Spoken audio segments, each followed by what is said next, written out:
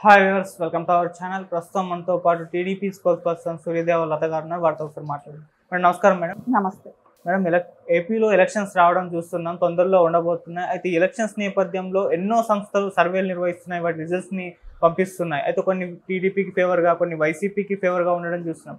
అయితే ఇప్పుడు జాతీయ మీడియా ఇండియా టీవీ ఇది కూడా సర్వే నిర్వహించిందని చెప్తున్నారు. వీటి ఫలితాలు కూడా వెలువడించారు కదా, మరి వీటి ఫలితాలు ఎవరికి ఫేవర్గా ఉన్నాయి? వైసీపీ గెలుస్తుందని చెప్తుందా, టీడీపీ గెలుస్తుందని చెప్తున్నాం మేడం? టీడీపీకి ఫేవర్గానే వచ్చాయి అన్ని సర్వేలో కానివ్వండి. మనం గతంలో కూడా రిలయన్స్ వాళ్ళ సర్వే చూసాము, ఇప్పుడు చాణక్య చూసాము, నేషనల్ మీడియా వాళ్ళందరివి కూడా చూస్తుంటే అన్నీ కూడా టీడీపీకి మంచి మెజారిటీ బాగా వస్తుంది అనేదే ఉంది. అంటే టీడీపీ కూటమితో కలిసి ఉన్నా కూడా టీడీపీకి వచ్చే ఇదే మెజారిటీతోనే గవర్నమెంట్ ఫామ్ చేయొచ్చు అనేది కూడా స్పష్టమైన మెజారిటీ టీడీపీకి వస్తుంది అనేది అన్ని సర్వేలు కూడా అదే చెప్తుంది. సో టఫ్ ఫైట్ ఇచ్చేటి నియోజకవర్గాలు కూడా ఎక్కువే ఉన్నాయి.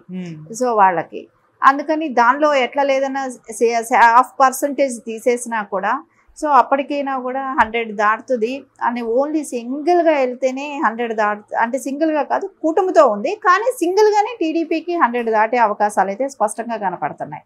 ఓకే మేడం, మామూలుగా చంద్రబాబు గారు కానివ్వండి, జగన్ గారు కానివ్వండి, వీళ్ళు కూడా పర్సనల్గా సర్వేలు చేయించుకుంటూ ఉంటారు కదా, వాటికి వీటికి డిఫరెన్స్ ఏమైనా ఉంటుందా మేడం? అంటే ఖచ్చితంగా అయితే ఇప్పుడు సర్వేలు చేయించుకున్నప్పుడు ఏ ఏ నియోజకవర్గాలు ఎలా ఉన్నాయి దాన్ని చూసుకొని చేంజెస్ చేసుకోవటమే కానివ్వండి, అక్కడ క్యాండిడేట్ని మార్చడమే కానివ్వండి, బెటర్మెంట్ ఏదైతే బాగుంటుంది అనేది అయితే ఖచ్చితంగా ఒక అవగాహనకు వస్తారు. దాన్ని బట్టే మళ్ళీ రీప్లేస్మెంట్స్ జరుగుతూ ఉంటే కొంచెం బెటర్గా ఉంటుంది అనేది ఆలోచించి అదేవిధంగా మార్పులు చేసుకుంటూ వెళ్తారు. కొన్ని చోట్ల నియోజకవర్గంలో స్పష్టమైన మెజారిటీ కనపడుతూనే ఉంటుంది. సో దాన్ని బట్టి పొత్తులకి కానివ్వండి, ఇప్పుడు మనం పొత్తులకు వెళ్ళినప్పుడు సో ఎక్కడ పవన్ కళ్యాణ్ గారికి జనసేనకు ఉన్న మెజారిటీ ఎక్కడ బాగుంది, బీజేపీకి అంటే ఎక్కడైనా వాళ్ళ కూటమితో కలిసిన చోట ఎక్కడైనా బాగుంది అనుకున్నప్పుడు సీట్లు డివైడ్ చేసుకున్న విధానం ఆ లోకల్ క్యాండిడేట్ మీద వర్త్ కూడా ఉంటుంది. సో ఆ క్యాండిడేట్ ఎలాంటి వ్యక్తి, సో ఇవన్నీ బేరీ చేసుకుని సీట్లు ఇస్తారు. ఆ సీట్లు ఇచ్చిన తర్వాత కూడా మళ్ళీ ప్రజల్లోకి వాళ్ళు కంటిన్యూ వెళ్తున్నారా, అక్కడ రెస్పాండ్ ఎలా ఉంది, ఫీడ్బ్యాక్ ఎట్లా ఉంది, ఇవన్నీ కూడా చూసుకుంటారు.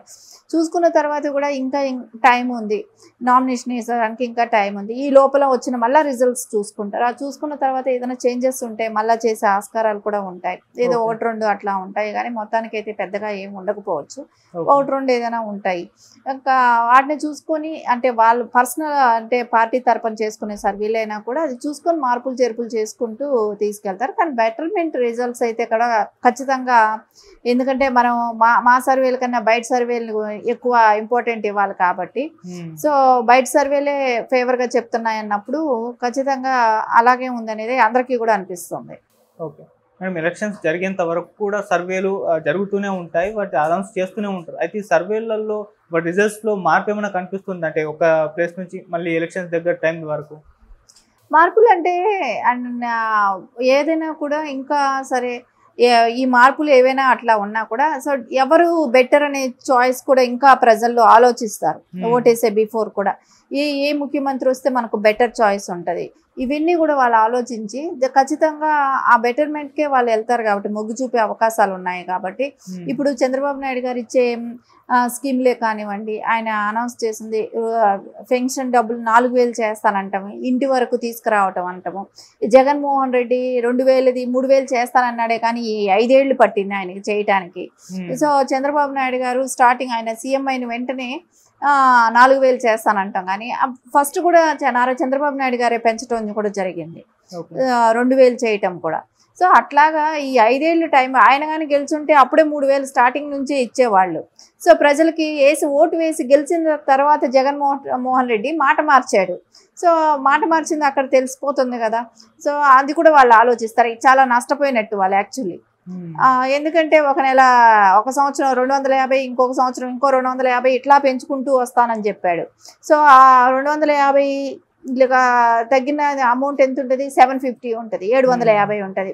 ఆ 750 సంవత్సరం రోజులు నష్టపోయారు కదా, మళ్ళీ ఇంకొచ్చే సంవత్సరానికి ఇంకో 500 నష్టపోయారు కదా, ఇంకొచ్చే సంవత్సరానికి 250 ఇలా వాళ్ళ డబ్బులు నష్టపోయారనేది కూడా ప్రజలకు ఒక బేరేజ్ వేసుకుంటారు. సో చంద్రబాబు నాయుడు గారు ఎప్పుడూ కూడా పెన్షన్ చెప్పినది ఎంత చెప్తే అంత వేస్తున్నారనేది ఖచ్చితంగా ఇది చెప్పారు. ఈసారి ఇంటికే తీసుకెళ్ళి ఇస్తారని కూడా చెప్పారు. ఓకే ఎందుకంటే గ్రామ సచివాలయం వాళ్ళు 1,30,000 మంది ఉన్నప్పుడు వాళ్ళే అందరికీ కూడా డిస్ప్యూట్ చేసే అవకాశం ఉంటుంది. ఎందుకంటే వీళ్ళు వాలంటీర్లు అంటున్నారు, కానీ వాలంటీర్లు అన్ని రాష్ట్రాల్లో లేరు. సో ఇది వరకు బిఫోర్ కూడా లేరు కాబట్టి ఎప్పుడు కూడా ఆ అవకాశం వాలంటీర్ల వరకు అవసరం కూడా లేదు.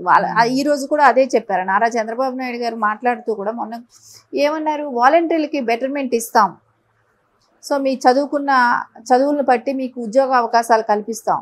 ఓన్లీ మీరు వైసీపీకి ఒక పార్టీకి కొమ్ము కాయకండి, మీరు సమాజం గురించి ఆలోచించండి, మీ చదువుకు తగ్గ గుర్తింపు ఇస్తామనేది ఆయన చెప్తున్నారు. సో అలాంటప్పుడు వాళ్ళు కూడా బాధపడాల్సిన అవసరం లేదు. వాళ్ళకి తగ్గ చదువులకు తగ్గ గుర్తింపు ఖచ్చితంగా కూడా ఉంటది. అంటే మనం రాష్ట్రాన్ని కలిసి అందరూ డెవలప్ చేసుకుందామన్న విధంగా చెప్తున్నారే కానీ నారా చంద్రబాబు నాయుడు ఎక్కడా కూడా వాళ్ళని తగ్గించడము అలాంటివి కూడా చేయలేదు. కాబట్టి ఇవన్నీ కూడా ఆలోచిస్తారు. సో ఇంకా ఈ నెల రోజుల్లో స్పీచెస్లో కానివ్వండి, వాళ్ళు ఇంకా వేరే ఇచ్చే స్కీముల్లో కానివ్వండి, ఇవన్నీ కూడా ప్రజల వరకు వెళ్ళాలి కదా. ఈ వెళ్ళే లోపలే ఇంకా బెటర్మెంట్ చేంజెస్ కూడా వస్తాయి. ఓకే మేడం, ఇప్పుడు ఈ సర్వేల్ని అటు చంద్రబాబు గారు కానివ్వండి, జగన్ గారు కానివ్వండి పరిగణలోకి తీసుకుంటారంటే వాటికి తగ్గట్టుగా ఇప్పుడు మాకు ఫేవర్గా ఉంది కాబట్టి దాన్ని అలాగే క్యారీ ఆన్ చేయడానికి వీళ్ళు ప్రయత్నాలు ఏమైనా చేస్తారా? వాళ్ళకి ఫేవర్గా లేదు కాబట్టి ఎలా మార్చుకోవాలి, ఎలాంటి వ్యూహాలతో రావాలి, అటువంటివన్నీ కూడా పరిగణలోకి తీసుకుంటారంటారా? ఖచ్చితంగా తెలుగుదేశం పార్టీ అయితే ఇప్పుడు వచ్చిన దానికన్నా ఇంకా బెటర్మెంట్గా వెళ్ళటానికి మాకు ఆస్కారం ఉంది. ఎందుకంటే ఇది కాదు, మనం వేసిన అన్ని చోట్ల నామినేషన్ మనం గెలవాలనే ఒక తపనతోనే ముందుకెళ్తాం కాబట్టి ఖచ్చితంగా మేము అన్ని చోట్ల గెలవటానికి ట్రై చేస్తాం. మేము పెట్టిన స్కీమ్లు ఏంటంటే ప్రజల వరకు తీసుకెళ్ళాలి.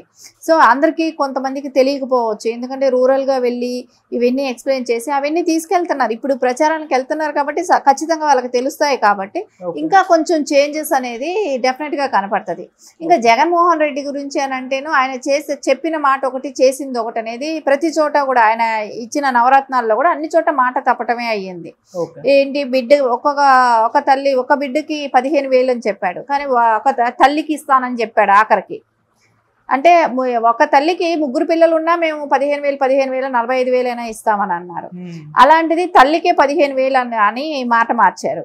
సరే 45 ఏళ్లకే పెన్షన్ ఇస్తానా అన్నాడు, అది ఇవ్వలేదు. 3,000 పెన్షన్ ఇస్తానన్నాడు, అది కూడా కరెక్ట్ చేయలేదు. సో ఇవన్నీ కూడా మార్పు ఖచ్చితంగా ఎవరైనా ఆలోచిస్తారు. ఇంకా లిక్కరు, నేను మద్యపానం లేకుండా చేస్తాను, మద్యపానం లేని రాష్ట్రంగా చేస్తానా అని అన్నాడు. ఆ మద్యపానం లేకుండా చేస్తానన్నాడు అంటే ఎవరు కంపెనీలు లేకుండా చేస్తానంటే సొంత కంపెనీయే పెట్టుకుంటారని అన్నట్టే ఉంది ఇప్పుడు.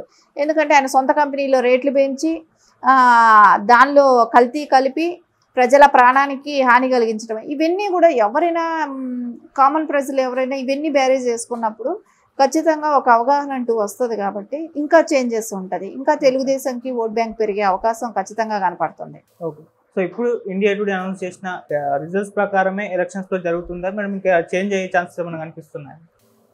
ఇంకా చేంజెస్ అవుతుంది, ఇంకా తెలుగుదేశంకి బెటర్మెంట్ అవకాశం కూడా కనపడే అవకాశం ఉంటుంది. అదే నేను చెప్తాను కదా, రూరల్ వరకు ఇంకా ఈ స్కీముల గురించి వెళ్ళటం ఇవన్నీ తెలిసిన తర్వాత ఇంకా చేంజెస్ అనేది కనపడుతుంది, ఇంకా మెజారిటీ కనపడుతుంది. Okay, thank you so much. Thank you.